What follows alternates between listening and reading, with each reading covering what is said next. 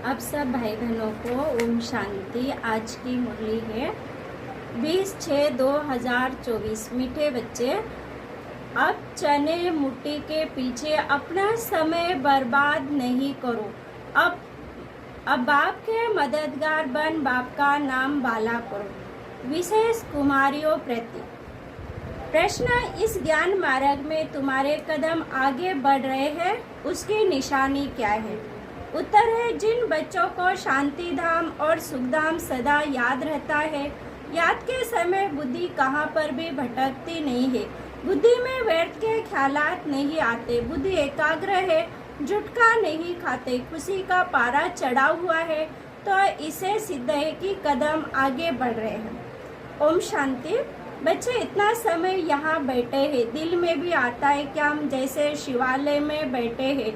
शिव बाबा भी याद आता है, स्वर्ग भी याद आ जाता है, याद से सुख मिलता है, ये भी बुद्धि में याद रहे। हम शिवालय में बैठे हैं तो भी खुशी होगी। जाना तो अक्रिन सभी को शिवालय में है, शांति धाम में कोई बैठ नहीं जाना है। वास्तव में शांति धाम को भी शिवालय कहेंगे, सुख धाम को भी शिवालय कहेंगे, दोनों स्थापन करते हैं। तुम बच्चों को याद भी दोनों को करना है। वह शिवालय है शांति के लिए और वह शिवालय है सुख के लिए। यह है दुख धाम। अभी तुम संगम पर बैठे हो, शांति धाम और सुख धाम के सिवा और किसकी भी याद नहीं होनी चाहिए। भल कहाँ भी बैठे हो, धंधे आदि में बैठे हो, तो भी बुद्धि में दोनों शिवालय याद आने चाहिए। दुख धाम भूल जाना है। बच्चे जानते हैं यह वैशालय दुख धाम अब खत्म हो जाना है। यहाँ बैठे भी तुम बच्चों को झुटका आदि भी नहीं आना चाहिए। बहुतों की बुद्धि कहाँ कहाँ और तरफ चली जाती है, माया के विघ्न पड़ते हैं। तुम बच्चों को बाप घड़ी घड़ी कहते, बच्चे मन मनाव हो, भिन्न भिन्न प्रकार की युक्तियाँ भी बतलाते ही यहाँ बैठे हो। बुद्धि में ये याद करो कि हम पहले शांति धाम शिवालय में जाएंगे, फिर सुख धाम में आएंगे। ऐसा याद करने से पाप कटते जाएंगे। जितना तुम याद करते हो उतना कदम बढ़ाते हो। यहाँ और कोई ख्यालात में नहीं बैठना चाहिए, नहीं तो तुम औरों को नुकसान पहुँचाते हो, फायदे के बदले और ही नुकसान करते हो। आगे जब बैठते थे तो सामने कोई को जांच करने के लिए बिठाया जाता था। कौन झुटका खाते हैं, कौन आंखें बंद कर बैठते हैं, तो बड़ा खबरदार रहते थे। बाप भी देखते थे इनका बुद्धियों कहाँ भटकता है, क्या झुटका खाते हैं क्या। ऐसे भी बहुत आते जो कुछ समझते नहीं, ब्राह्मणी वाले आती हैं। शिव बाबा के आगे बच्चे बड़े अच्छे होने चाहिए जो गफलत में नहीं रहे, क्योंकि ये कोई ऑर्डर नहीं, टीचर नहीं है।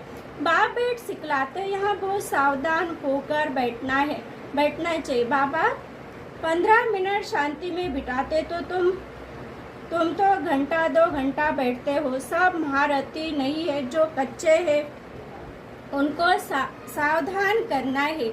सावधान करने से सुजाग हो जाएंगे। जो याद में नहीं रहते, व्यर्थ ख्यालात चलाते हैं, वह जैसे विघ्न डालते हैं, क्योंकि बुद्धि कहाँ न कहाँ भटकती है।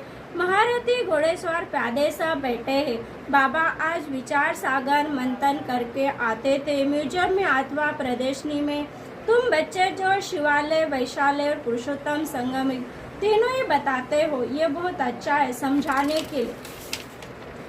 ये चित्र बड़े बड़े बनाने चाहिए।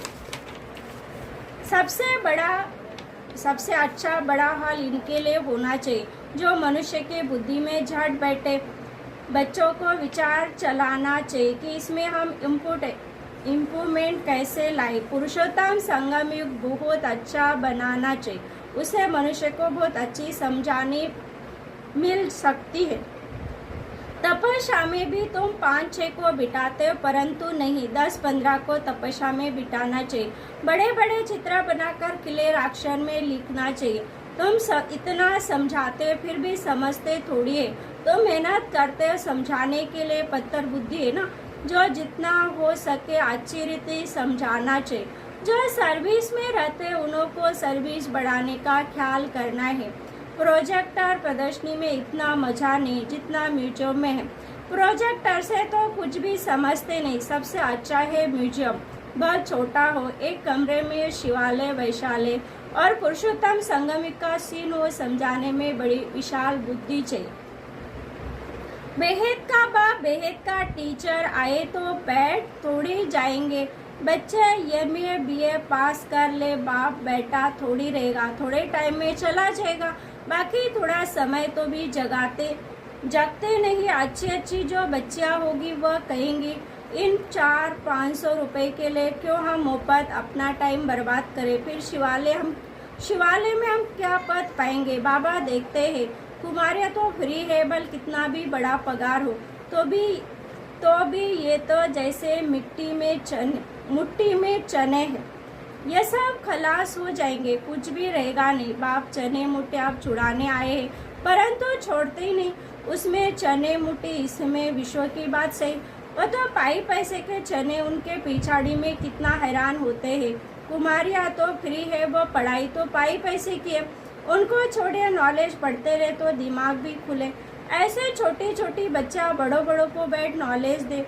बाप आए हैं शिवालय स्थापन करने, ये तो जानते कि यहाँ का सब कुछ मिट्टी में मिल जाना है, ये चने भी नसीब में नहीं आएंगे। किसकी मुट्ठी में 5 चने अर्थात 5 लाख होंगे, वह भी खत्म हो जाएंगे। अभी टाइम बहुत थोड़ा है, दिन प्रतिदिन हालात खराब होती जाएंगे। अचानक आपत्ति तो आ जाती है, मौत भी अचानक होते रहते हैं। मुट्ठी में चने होते ही प्राण निकल जाते।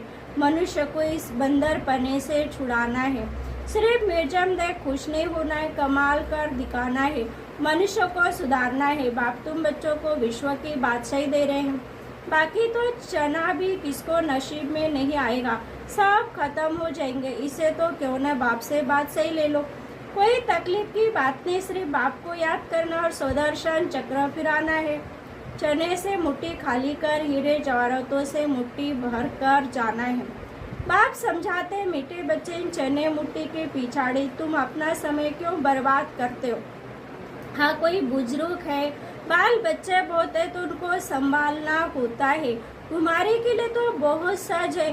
कोई आए तो उनको समझाओ कि बाप हमको ये बादशाही देते हैं तो बादशाही लेनी चाहिए ना। अभी तुम्हारी मुट्ठी हीरो से भर रही है, बाकी और तो सब विनाश हो जाएंगे। बाप समझाते हैं तुमने 63 जन्म पाप किए हैं, दूसरा पाप है बाप और देवताओं की ग्लानि करना, विकारी भी बने और गाली भी दिया। बाप की कितनी ग्लानि की है। बाप बच्चों को बैठ समझाते, बच्चे टाइम नहीं गंवाना चाहिए, ऐसे नहीं बाबा हम याद नहीं कर सकते, बोलो बाबा हम अपने को आत्मा याद नहीं कर सकते, अपने को भूल जाते हैं। देह अभिमान में आना गोया अपने को भूलना है, अपने को आत्मा याद नहीं कर सकते तो बाप को फिर कैसे याद करेंगे। बहुत बड़ी मंजिल है, सहज भी बहुत है, बाकी हाँ माया का अपोजिशन होता है। मनुष्य गीता आदि बल पढ़ते हैं परंतु अर्थ कुछ भी नहीं समझते। भारत की है मुख्य गीता, हर एक धर्म का अपना अपना एक शास्त्र है, जो धर्म स्थापन करने वाले हैं उनको सद्गुरु नहीं कह सकते, यह बड़ी भूल है। सद्गुरु तो एक है, बाकी गुरु कहलाने वाले तो ढेर है। कोई ने कारपेंटर का काम सीखा, इंजीनियर का काम सीखा है तो वह भी गुरु हो गया।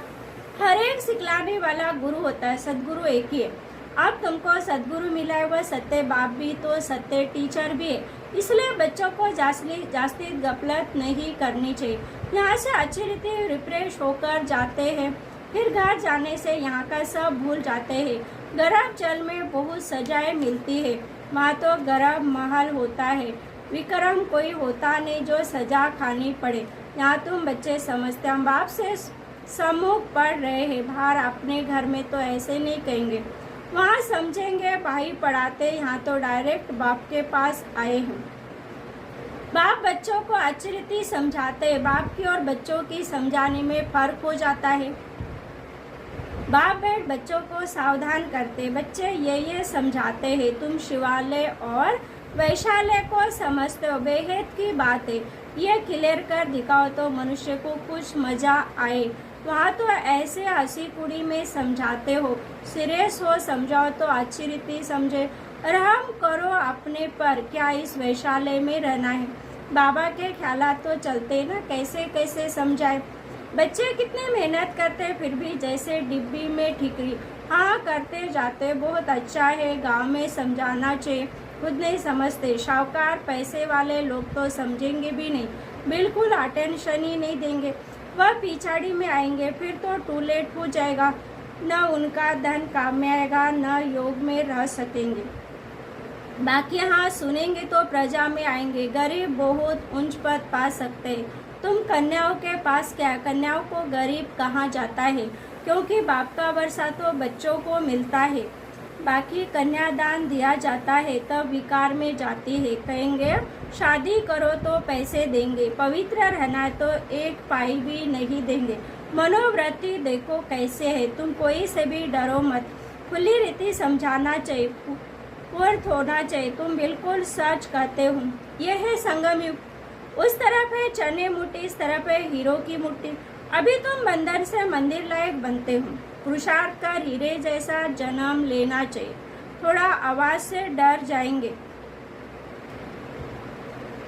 शक्ल भी बहादुर शरणी जैसी होनी चाहिए, कोई कोई की शक्ल जैसे रीढ़ बकरी मिसल है, थोड़ा आवाज से डर जाएंगे। तो बाप सभी बच्चों को खबरदार करते हैं, कन्याओं को तो फंसना नहीं चाहिए, और ही बंधन में फंसेंगे तो फिर विकार के लिए डंडे खाएंगे। ज्ञान आचरित धारण करेंगी तो विश्व की महारानी बनेंगी। बाप कहते मैं तुमको विश्व की बात से देने आया हूँ, परंतु किसी किसी के नसीब में नहीं है। बाप है गरीब निवाज, गरीब है कन्याएं, माँ बाप शादी नहीं करा सकते हैं तो दे देते हैं, तुमको नशा चढ़ना चाहिए। हम आचरित पढ़कर पद तो अच्छा पाए। अच्छा स्टूडेंट जो होते हैं वह पढ़ाई पर ध्यान देते हैं, हम पास विद ऑनर हो जाएंगे, उनको फिर स्कॉलरशिप मिलती है, जितना पुरुषार्थ करेंगे उतना उच्च पद पाएंगे, वह भी एक ही जन्म के लिए। यहाँ है अल्प काल का सुख, आज कुछ मर्तबा कल मौत आ गया खलास। योगी और भोगी में फर्क है ना, तो बाप कहते हैं गरीबों पर ज़्यादा अटेंशन दो, शाहूकार मुश्किल उठाएंगे। सिर्फ कहते बहुत अच्छा, ये संस्था बहुत अच्छी है, बहुतों का कल्याण करेंगे, अपना कुछ भी कल्याण नहीं करते। बहुत अच्छा कहाँ बाहर गए खलास, माया डंडा उठाकर बैठी है जो हौसला गुम कर देती है, एक ही थप्पड़ लगाने से अक्ल चट कर देती है, अक्ल खत्म कर देती है। बाप समझाते हैं भारत का हाल देखो क्या हो गया। बच्चों ने ड्रामा को तो अच्छी रीति समझा, अच्छा मीठे मीठे सिखले दी बच्चों प्रति माता पिता बाप दादा का याद प्यार और गुड मॉर्निंग। रूहानी बाप की रूहानी बच्चों को नमस्ते, हम रूहानी बच्चों की रूहानी माता पिता बाप दादा को याद प्यार गुड मॉर्निंग और नमस्ते नमस्ते नमस्ते। धारणा की पॉइंट पहला, चने मुट्ठी चोट बाप से विश्व के बादशाह लेने का पुरुषार्थ करना है, किसी भी बात में डरना नहीं, निडर बंधनों से मुक्त होना है, अपना समय सच्ची कमाई में सफल करना है। दूसरा, इस दुखधाम को भूल शिवालय अर्थात शांतिधाम सुखधाम को याद करना है, माया के विघ्न को जान उनसे सावधान रहना है।